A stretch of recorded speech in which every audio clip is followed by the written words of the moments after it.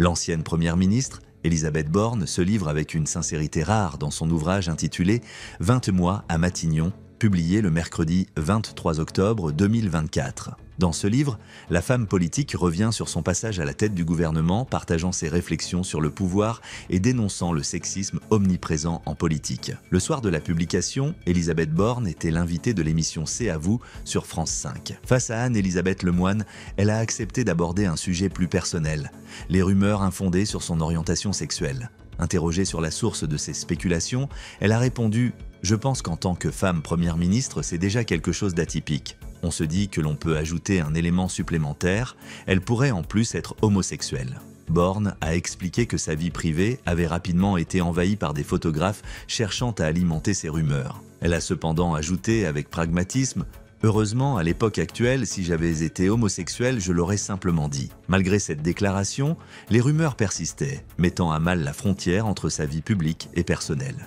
Elle a également souligné que ces rumeurs ne venaient pas nécessairement de personnes mal intentionnées ou homophobes, mais plutôt de conseillers désireux de se rendre intéressants en colportant des spéculations. Ses proches ont aussi souffert de cette exposition médiatique, notamment en raison des photos volées qui ont circulé. Le compagnon d'Élisabeth Borne a lui aussi été affecté par cette situation. Elle raconte « Quand mon compagnon se retrouve dans un magazine avec la question « Qui est donc ce monsieur X qui suit tout le temps Élisabeth Borne ?» Ce n'est pas très agréable pour lui. Elle a déploré l'impact de ces rumeurs sur sa vie privée, exprimant son mécontentement face à une situation pénible pour elle et son entourage.